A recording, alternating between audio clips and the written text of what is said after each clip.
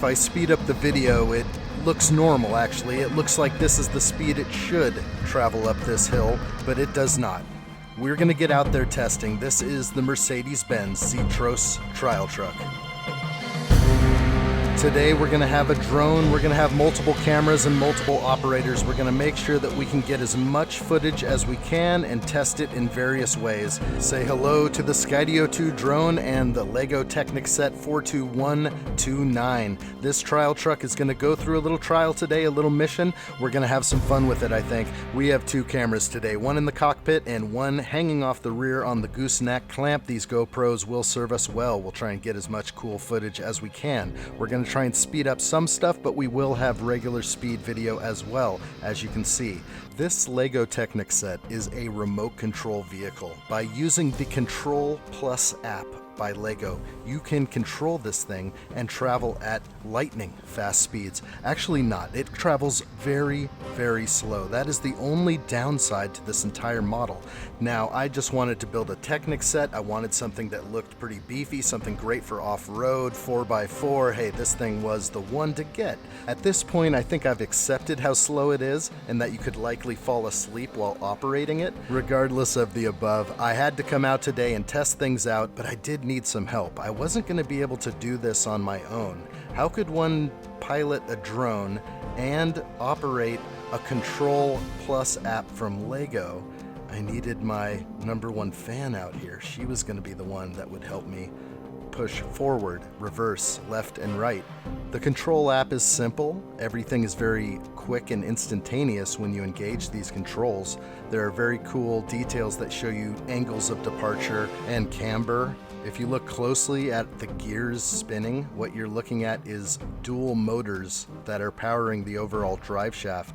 You can engage lockers and you can leave them unengaged, which will give you limited slip differential kind of idea. But this thing is fun. We attempted to start climbing this hill right next to my house. And as you can see, it painfully slow, but it does slowly climb pretty much anything in its path up to about 20 degrees. The moment you start getting up the hill more, you start to realize that you really don't have that much weight on this thing or power to get up the hill, and that's one thing it's missing. One thing that we tried to incorporate was turning the tires while climbing the hill, kind of give it a little back and forth if you get stuck. What we're seeing here is the locking mechanism that locks up both front and middle differential, which will allow the wheels to turn at the same time. Let's take a look at how I'm going to test this right now. Just going in forward position without the lockers turned on, I can grab each tire individually and stop it from rotating. It doesn't affect anything else that's going on. So if I engage now the locking mechanism for the rear and midsection, you can see that if I try to stop the tires, I cannot. They are all powered at the same time. They all are linked together. If I stop one tire, technically they will all stop or I will break a gear. So I didn't squeeze too hard. I applied the right resistance to do my test, and I'm very confident that with the lockers turned on, you do have a tremendous amount of resistance and strength. It is way better. I have driven this thing without the lockers on, and it's pretty much only good for a flat surface. Turn the lockers on, there seems to be no decrease in speed, but you get plenty of traction. So this thing attempted to climb hills.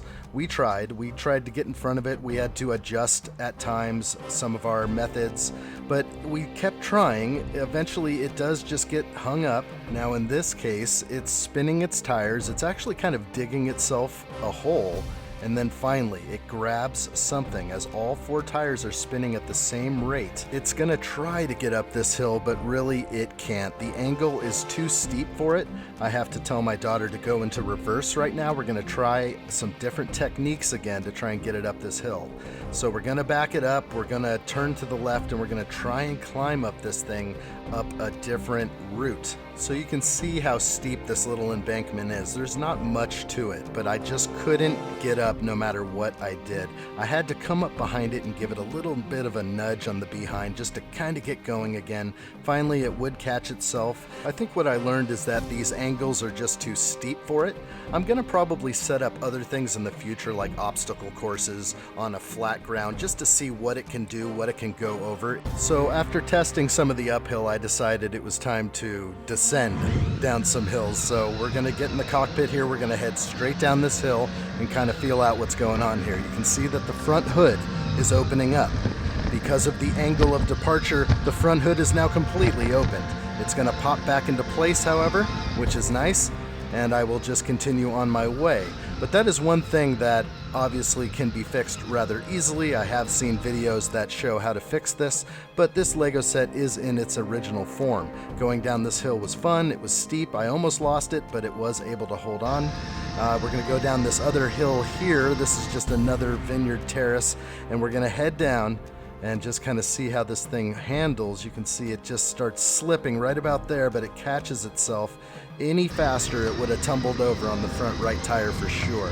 So as we go down again, you can see the front hood opening up. As we then connect with the grasses below, the engines kick on and it pulls itself out of here. So the capabilities and the excitement are questionable, but there's other things that you can just sort of open your mind to when you think about traveling slow in life, traveling at a slower pace. When you can stop and look around and see the pebbles and stones around you as you're traveling at a low rate of speed. Consider getting out of the vehicle, laying down on the ground and watching how things work in the closest of scales. The ants working in their little places, everything working out as it should. Now, if you're traveling at a high rate of speed, you won't be able to catch all these fine-tuned details. There's a fine balance between traveling extra fast and going through life at a slower pace. A lot may laugh at this, but if you think about it, if you find the right speed for you, you're gonna catch all the details. If you're going too quick, you're gonna go by things too quickly, and you're gonna make mistakes. So I think if you find balance, if you find something that's great for you, well, this is your comfort level. This is what is good for you. And everybody's different. Some of this real-time footage that you're seeing here was reminding me a lot of all the time that I spent on the road with my thoughts. Times where I had just an unlimited amount of time to contemplate things that were in my mind, things that were going on in my life, and where I wanted to be someday in the future. You never know what life's gonna throw at you, but you can always steer yourself into the right direction of things that you love. All right, well, that was pretty fun. We got to run the thing up and down a little bit. The thing is just slower than anything you can imagine. It just takes forever to go from point A to point B. I might set up an obstacle course someday for this thing, but I just wanted to get it out here and really just film it in all sorts of ways. So I think I accomplished what I wanted to get. Thank you so much. I hope that you guys subscribe to this channel, hit the like button. We'll see you next time. All right, thanks. I did things that I wanted to do for well over a year, and I'm gonna do more of these tests. I had a great time filming with my Zetros trial truck, my drone, my daughter, my camera, my family. As you can tell, I really like to tell a story with my videos. I really try to come from the heart. So if you like what you see, make sure you hit that like button and let me know in the comments what's on your mind. Thanks so much for being a part of this.